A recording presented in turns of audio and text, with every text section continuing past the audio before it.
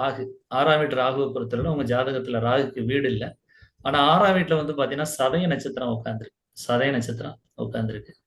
சதயத்துக்கு அடுத்து வர்றது இது உங்களுக்கு புரியாது, இருந்தாலும் நான் ஸ்டூடெண்ட்ஸ்க்காக சொல்றேன்.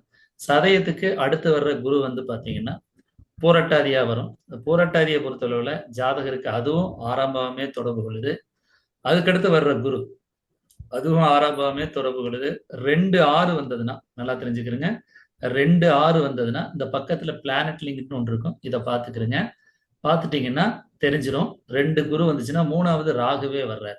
அப்ப ராகுவே வரும் பொழுது உங்களுக்கு தெரியும், ஆக்சுவலா பூரட்டாதிக்கு அடுத்து வர ராகு வந்து திருவாதிரை வரும்.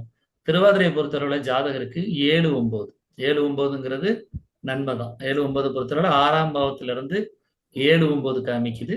7 9ங்கிறது நல்லதான். 2ஆம் பாவத்தை பொறுத்தளவுல 6ஆம் பாவம் மறைமுகமா வந்து பாத்தீங்கன்னா 7 9 காமிக்கிறது நல்லது.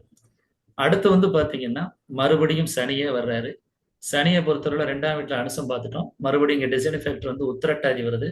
உத்திரட்டாதியை பொறுத்தவரை ஜாதகருக்கு 4ஆம் பாவம் தொடர்பு கொள்றதா பார்த்தோம். 4ஆம் பாவத்துக்கு வீடு இருக்கு. நல்லா பாருங்க, எப்போதுமே ஒரு ஜாதகத்துல வீடு இருந்ததுன்னா ரொம்ப முக்கியம். இவருடைய ஜாதகத்துல வெளிநாடு எப்பாவது போயிருக்கீங்களா சார்? இல்ல சார். கண்டிப்பா போவீங்க. ஓகேங்களா? நிச்சயமா நீங்க ஓகே. வெளிநாடு சுற்றுப்பயணம் போயே ஆகணும். கண்டிப்பா போயே ஆகிருவீங்க. அது நிச்சயமா உண்டு காமிக்குது. ராகு வந்து 7 9 வருது. அதனால நிச்சயமா நீங்க வந்து வெளிநாடுங்கிறது கண்டிப்பா உண்டு. அதை பார்த்துக்கிறீங்க. அதுக்கடுத்து வந்து ஓகே. பாத்தீங்கன்னா சனியே செயல்படுத்துறதுனால கொஞ்சம் தாமதமா கொடுப்பார். ஒன்றும் பிரச்சனை இல்லை, தாமதமா கொடுப்பார்.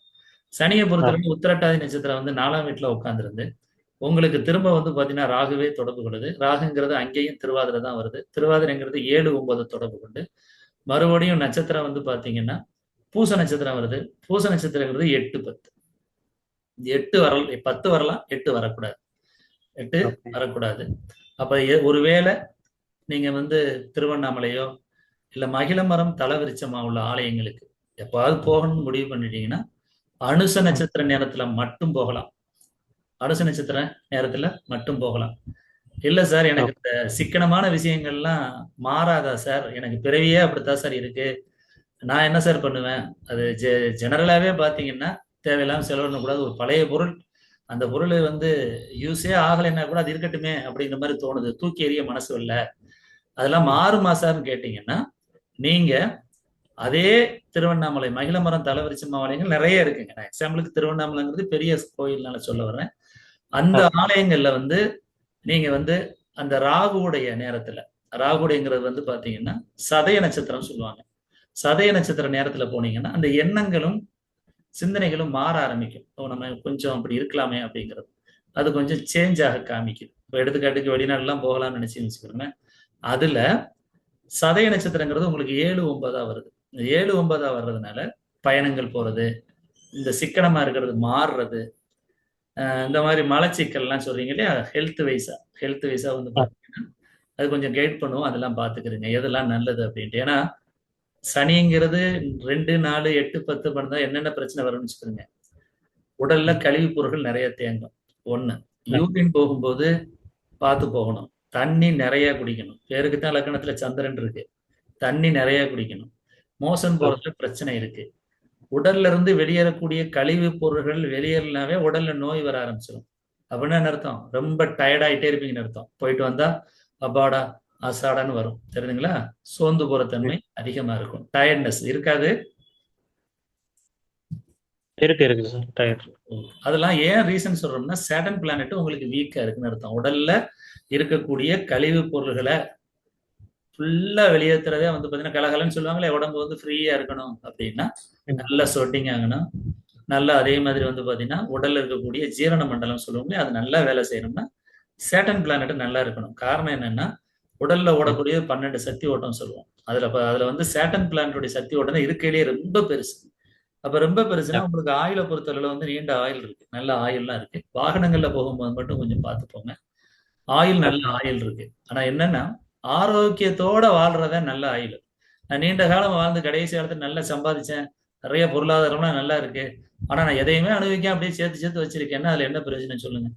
ஒரு பிரயோஜனம் இல்லை. உங்களை பொறுத்தவரை முதல் குழந்தைய 2 பேருடைய ஜாதகத்திலேயும் முதல் குழந்தை ஆண் குழந்தைய தூக்கி கொஞ்சணும், அதுதான் விதி. 5ஆம் வீட்லயே சூரியன் உட்கார்ந்துருக்காரு, பிளஸ்ல உட்காந்து சூப்பரா உட்கார்ந்துருக்காரு. நீங்க பயப்படவே வேண்டாம். ஒரு ஆண் குழந்தையும் பெண் குழந்தையும் நிச்சயமா உண்டு. 2 பேர்த்துக்குமே உண்டு, ஒன்றும் பயப்பட வேண்டாம். எந்தெந்த காலகட்டங்கள் என்னங்கிறதுலாம் நம்ம பார்த்துக்கலாம். ஓகேங்களா? சரிங்க. ஓகே. 2ஆம் இட பொறுத்தளவுல சனி நல்லா இருக்கு. எதற்கு நல்லா இருக்கு? பொருளாதாரத்துக்கு நல்லா இருக்கு. கேட்டா பதில் ஓகே. சொல்ல மாட்டீங்க. சரிங்களா? பல்லுல பிரச்சனை வரும்.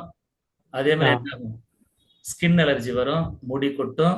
இதெல்லாம் வந்து 2ஆம் வீட்ல சனி இருந்தா வரும். தெரியுதுங்களா? 2ஆம் பாவம்ங்கிறது முகப்பகுதின்னு சொல்லுவோம். பருக்கள் வரும். ஏன்னா கழிவுப் பொருள் என்ன செய்யும்? வெளியேறாம இருந்தா என்ன ஆகும்? ஸ்கின் வழியா அது டிசீஸா வெளிய வரும். அப்ப நீங்க என்ன ஆ. செய்யணும்? பொதுவா டைஜன் ஆகாம உணவுகள்லாம் எப்படி எடுக்கணும்? எடுக்கக்கூடிய உணவுகளே பார்த்தீங்கன்னா, நீங்க டைஜன் ஆகுற உணவுகள எடுக்கல.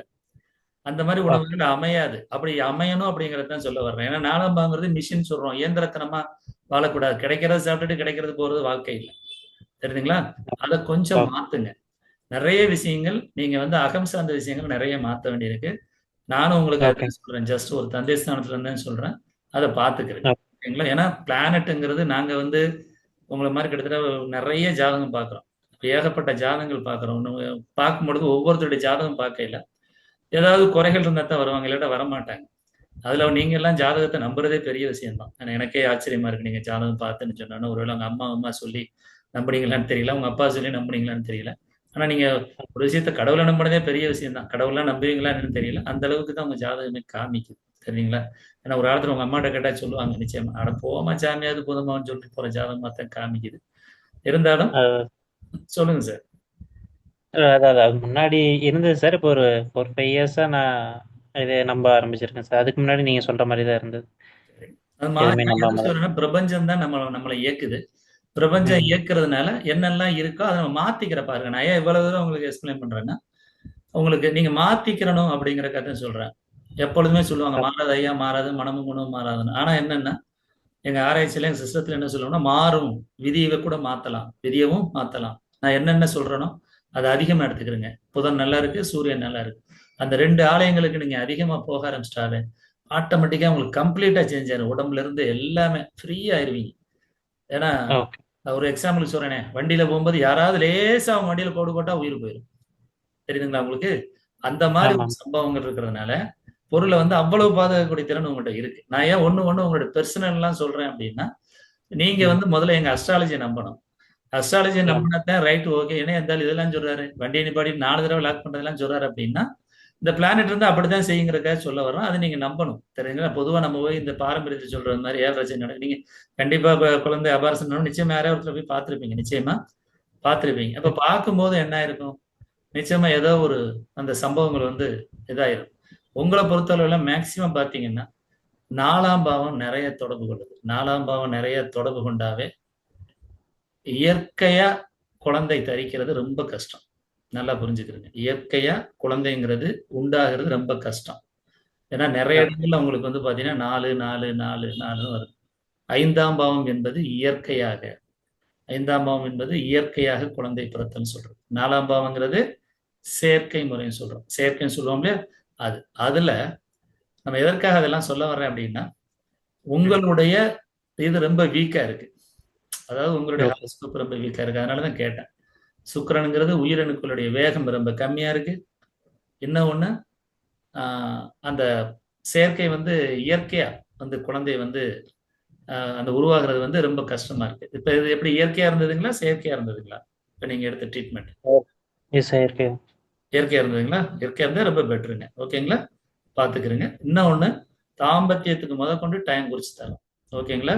ஏன்னா இயற்கையா நல்லா இருக்கு. ஒரு சில பிளானட் நல்லா இருக்கு. அது எந்தெந்த நேரம் எல்லாம் நல்லா கரெக்ட்டா பார்த்துக்கிட்டு, அதன் ரீதியா வந்து கரெக்ட்டா நீங்க ஃபாலோ பண்ணிக்கிறீங்க. நல்லா இருப்பீங்க. ஓகேங்களா? சரிங்க. அடுத்துங்க, நான் ஏன் அந்த கோயிலுக்கு போம்போது என்ன சொல்றேன்னா, அனுச நட்சத்திரத்துக்கு போகும்போது நல்லா கவனிச்சு பாருங்க. அனுச நட்சத்திரம் போகும்போது சொத்துக்காக சொன்னேன்.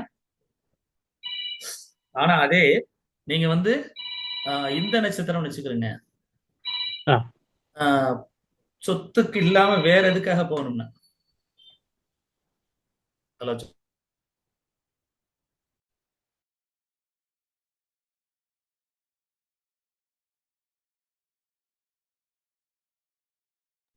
நம்ம எப்போதுமே என்னன்னா, ஒரு ஜாதகத்துல எந்த இடத்துக்கு போகணும்? நீங்க கேட்க வந்த கேள்வி அது இல்ல. இருந்தாலுமே, ஒரு ஆலயத்துக்கு போனா கூட, அனுச நட்சத்திரத்துல அந்த டயத்துக்கு போனீங்கன்னா, அதனுடைய அதனுடைய சக்தி என்ன கிடைக்கும்னா, பொருளாதாரத்த வந்து நெறைய சேர்க்கக்கூடிய சக்தி கிடைக்கும். அதே நீங்க ராகுடைய நேரத்துல சதய நேரத்துல போறீங்கன்னு வச்சுக்கிறீங்க, ஹாப்பியா ஃப்ரீயா ஃபாரின் போற யோகம்லாம் நல்லா காமிக்குது.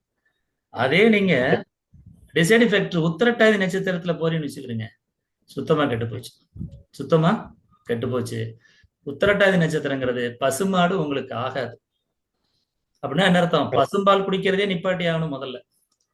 சுத்தமான பால் சார் வேண்டாம், உங்களுக்கு உத்திரட்டாதி நட்சத்திரம் கெட்டு போச்சு. பசும்பால் குடிச்சீங்கன்னாவே கண்டிப்பா டைஜன்ல பிரச்சனை இருக்கு. அதை நல்லா கவனிச்சுக்கிறீங்க. உத்திரட்டாதி நட்சத்திரம் வேப்ப மரம் ஆகாது, பசுமாடு ஆகாது. தெரியுங்களா? உத்திரட்டாதி நட்சத்திரத்தன்னைக்கு எதுவுமே பண்ணக்கூடாது. நல்லா எதுவுமே பண்ணக்கூடாது. இதை நான் எப்படி சார் பாக்குறது? இது பாக்குறதுக்கு தான் என்ன செய்யணும்னா, அதுக்கு ஒரு சில கேலண்டர் இருக்கு. அது எங்க கேலண்டர் கரெக்டா எந்தெந்த டயத்துல கொடுக்கணும் போகணும்.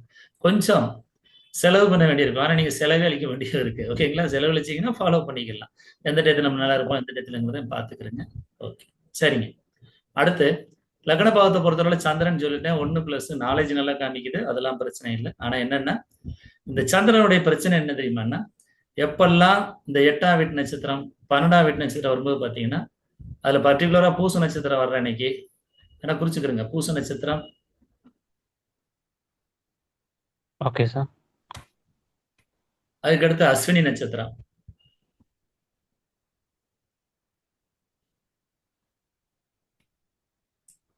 அஸ்வினி நட்சத்திரம். இந்த 2 நட்சத்திரம் வர்ற அன்னைக்கு பாத்தீங்கன்னா ரொம்ப கவனமா இருந்துக்கிறணும். கோவம் பயங்கரமா வரும். சரிங்களா?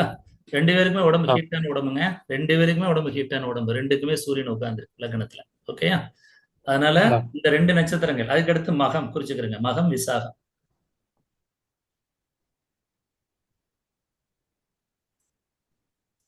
ஒரு குழந்தை வந்து பிறப்புக்கு வந்து பாத்தீங்கன்னா விசாக நட்சத்திரத்தை தான் மெயினா பார்ப்போம். உங்களுக்கு பாருங்க, விசாகங்கிறது 12ல உட்கார்ந்துருக்கு. 5ஆம் வீட்டுக்கு 8ஆம் வீட்டுல 12, மறுபடியும் 12. விசாகத்துக்கு அடுத்து வர்ற புதன் அனுஷம் கேட்டை நட்சத்திரம் வரும். கேட்டைங்கிறது பாருங்க 4ஆம் பாவமா தொடர்பு கொள்ளுது. அப்ப 4ஆம் பாவமா தொடர்பு கொண்டாவே குரு 4. புரியுதுங்களா? குரு 4. குரு 4னாவே 5ஆம் பாவங்கிறது குழந்தை பாக்கியம்னு சொல்லுவோம். இந்த குழந்தை பாக்கியத்துக்கு ட்ரீட்மெண்ட் எடுத்துக்கிறீங்க, அப்பதான் நல்லா இருக்கும். நான் சொல்லிட்டேன், ஏன்னா ஜாதக ரீதியா சொல்றேன். இல்லைன்னா இதே பிரச்சனை திரும்ப திரும்ப சந்திக்க வேண்டியிருக்கும். 2 விஷயங்கள் சொல்லுவாங்க, வக்கீல்கிட்டையும் டாக்டர்கிட்டையும் போய் பேசக்கூடாது மாதிரி, ஜோதிடர்கிட்டையும் பாத்தீங்கன்னா நீங்க உண்மையை சொன்னா அதுக்கு தகுந்தவர் தீர்வு சொல்ல முடியுது. உங்க ஹாரஸ்கோப், உங்க ஹாரஸ்கோப்னால 12ஆம் வீடுங்கிறது 5ஆம் வீட்டுக்கு 8ஆம் வீடுன்னு சொல்லுவோம். படிக்கிற மாணவர்களுக்கான எக்ஸ்பிளைன் பண்றேன். 5ஆம் வீடுங்கிறது குழந்தை பாக்கியம். எல்லாருமே நல்லா கவனிச்சுக்கிறீங்க. விசாக நட்சத்திரம் எப்போதுமே வீக்கா இருக்கக்கூடாது. விசாக நட்சத்திரம் வீக்கா இருக்கிறது மட்டும் இல்ல, 4ஆம் பாவத்தை தொடர்பு கொள்ளக்கூடாது. 4ஆம் பாவத்தை தொடர்பு கொண்டா அது புதனுங்கிறது என்ன சொல்றோம்? புதனுங்கிறது வீரிய சக்தி வேகமா போறது. நல்லா புரிஞ்சுக்கணும், வீரிய சக்தி வேகமா போறது. அப்ப வேகமா போற என்ன ஆகுது? புதன்கிறது வேகமா போற அந்த வீரிய சக்தி 4ஆம் பாவம்னா என்ன ஆகுது? தடுக்கப்படுகிறது, தடுக்கப்படுகிறது. புரியுதுங்களா? இன்னொன்னு என்ன சொல்லுவோம்? 3ஆம் வீட்லயே சுக்கிரன் உட்காந்து 2, 4, 8, 10. அப்ப பெரிய லெவல்ல மோகம்ங்கிறது இல்ல. மோகம்னா என்ன சொல்லுவோம்? 3ஆம் பாவங்கிறது தைரியம், வீரியம். படிச்சிருப்பீங்க, ஏற்கனவே பாரம்பரியத்துல படிச்சிருப்பீங்க. தைரியம், வீரியம். மாமா இன்னைக்கு யூடியூப்ல இது போட்டிருந்தீங்க. கலைப்பிரிய மாமா லைன்ல இருக்கீங்களா? கலைப்பிரியர் மாமா லைன்ல இருக்கீங்களா? இல்லைங்களா? சரி, ரைட், ஓகே. அப்ப 3ஆம் வீட்டு மனைவி இருக்கேன் மாமா. வீடியோ போட்டிருந்தீங்க, சூப்பரா இருந்துச்சு, நல்லா இருந்துச்சு, ரொம்ப நன்றி. ஓகே, உங்க யூடியூப்லயே போட்டீங்களோ? நீங்க யூடியூப் வச்சு நடத்துறீங்களா? ஆமா. சரிங்க மாமா, ரொம்ப சந்தோஷம் மாமா. ஓகே ஓகே, எனக்கு அந்த வீடியோ கிளிப் வேற ஏதாவது இருந்தா ஒன்னு எடுத்து அனுப்பி விடுங்க. நம்ம இதுலயும் கொஞ்சம் போட்டுக்கிறோம். அடுத்தது ஒண்ணு எடுத்து அனுப்பி விடுறேன். உங்களுக்கு குரல் வளம் நல்லா இருக்கு மாமா. இன்னைக்கு தான் பார்த்தேன், ரொம்ப இளமையா இருக்கீங்க. ஆனா எல்லாம் ஆசீர்வாதம், உங்க ஆசீர்வாதம். பாக்குறேன், போட்டோல பார்த்தேன் இன்னைக்கு வீடியோல. போன்ல தானே பேசிட்டு நேரம் பார்த்தது இல்லை இல்லையா? அதனால நாளைக்கு திண்டுக்கல்ல பேசுறேன். சரி மாமா, கொஞ்சம் ரெக்கமெண்ட் பண்ணுங்க. பிரசன்டேஷன் நல்லா இருக்கு, நல்லா இருக்கு. நாளைக்கு திண்டுக்கல்ல வந்து நம்ம அதை பத்தி பேசுறேன். சரிங்க மாமா, ஓகே மாமா, ரொம்ப நன்றி மாமா. சரிங்க, எதுக்காக சொல்றோம்னா 3ஆம் பாவங்கிறது வந்து எப்போதுமே மனம் சொல்றது. இப்ப மனத்தை பொறுத்தளவு எப்படின்னா, 3ஆம் பாவத்துல வந்து சுக்கிரனே உட்கார்ந்துட்டாரு. சுக்கிரன்ல எந்த நட்சத்திரம் உட்கார்ந்துருக்கு பாருங்க? பூராட நட்சத்திரம் உட்கார்ந்துருக்கு. பூராட நட்சத்திரம் நீங்க கேள்விப்பட்டிருப்பீங்க, ஆண் குரங்கு. அப்ப ஆண் குரங்குன்னு வந்துருச்சு. ஓகேங்களா? வருண பகவான் வந்துருச்சு. இப்ப நீங்க எப்பொழுதுமே கிளாஸ் எடுக்கும் பொழுது நல்லா புரிஞ்சுக்கிறீங்க. அதனாலதான் சிவகுமார் இன்னைக்கு வந்திருக்காரா? கிளாஸ்ல அட்டன் பண்றாரா? சிவகுமார், திண்டுக்கல் சிவகுமார் வந்திருக்காரா? திண்டுக்கல் சார் இருக்கேன் சார். சிவகுமார் இருக்கேன் சார். நான் ஏன் உங்களை ரிமூவ் பண்ணக்கூடாது? அவர் வந்து சின்ன பிள்ளை மாதிரி 100 தடவை எழுதி அனுப்பிச்சிருக்காரு செல்வகுமார். என்ன உங்களுக்கு என்ன அப்படி ஈகோ? கமலஹாசன் மாதிரி மன்னிப்பு கேட்க மாட்டீங்களா? இல்ல சார். ஆ. இல்ல சார். சரி. எனக்கு நாளைக்கு எழுதி கொடுக்கலாம், அட்டன் பண்ண மாட்டேன். சனியார் கிளாஸ் சார் போன் பண்ணி பேசலாம்னு நினைச்சேன் சார். நீங்க சார் ஏங்க பிஸியா ஒரு இருக்கீங்க. 20வது எழுது. நான் எதுக்காக சொல்றேன், நீங்க நிறைய அந்த தப்பை பண்றீங்க. இல்ல சார். பாவங்களை சரி பார்த்த சார். உடனே 3ஆம் வீட்டுல சுக்கிரன் பார்த்த உடனே என்ன சொல்லிருப்பீங்க? 3ஆம் வீட்டுல சுக்கிரன் சார் அப்படின்னு சொன்ன உடனே வார வண்டி நல்லா ஓட்டுவாரு, வாகனங்கள் போவாரு, சரிங்களா? இப்படி வந்து ஆ. பலன் சொல்லக்கூடாங்கிறத உங்களை எழுதிய சொல்ல சொன்னேன். ஒரு விஷயம் ஓகே நீங்க சார். நல்லா ஓகே சார். புரிஞ்சுக்கிறீங்க. ஒரு தப்பு செய்கிறீங்க, நிறைய என்ன செய்யணும்னு அவசரப்படுறீங்க. ப்ரெடிஷன் கொடுக்கும்பொழுது, ஏன்னா நீங்க இப்ப என்கிட்ட படிக்காட்டா பிரச்சனை இல்லை, எப்படியும் சொல்லிட்டு போங்கன்ட்டு போயிருவேன். என்னட்ட வந்து சரி சார். ஓகே முன்னாடி சார். இளங்கோட்டை படிச்சாருன்னா அவர் கசக்கி பிடிச்சதாப்ப அனுப்புவாரு அப்படின்னு தான் நம்ம சொல்ல முடியும். Okay sir. அதை புரிஞ்சுக்கிறேங்க. நான் எல்லாம் ஓகே. இப்ப பர்சனல் இதெல்லாம் நான் சொல்லணும்னு ஓ- அவசியமே இல்லை.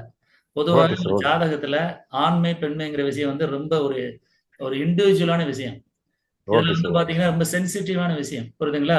இந்த மாதிரி ஓகே சார். விஷயங்கள்லாம் பகிர்ந்துக்கிறது வந்து ரொம்ப கஷ்டமான சூழ்நிலை. இருந்தாலும் ஓகே சார். அவர் சொன்னதுனால நான் ஒரு சில விஷயங்கள்லாம் சொல்றேன், புரியுதுங்களா? ஓகே அதனால இந்த ஓகே மாதிரி சார். தேங்க்ஸ். வாய்ப்புகள் வர்றது அப்படிங்கறதுக்காக வந்துட்டு நீங்க உட்கார்ந்துக்கிட்டு நான் திரும்ப எனக்கு நாளைக்குள்ள வந்தா தான் நாளைக்கு உங்களுக்கு கிளாஸ் இல்ல, நாளைக்கு யாரும் வர ஓகே ஓகே வேண்டாம். Sir. Okay sir. Senior sir நாளைக்கு வர வேண்டாங்க, அட்டன் ஓகே பண்ண சார். வேண்டாம். நாளைக்கு வேணா வாங்க, நாளை மறுநாள் தயவுசெய்து வந்துடுறாங்க, பாத்துக்கிறேன். Okay sir. ஓகே. ஓகே. இப்போ 3ஆம் வீட்டை பொறுத்தவரை சுக்கிரன் பார்த்துட்டோம். 3ஆம் வீட்டை பொறுத்தவரை சுக்கிரன் வந்துருச்சு.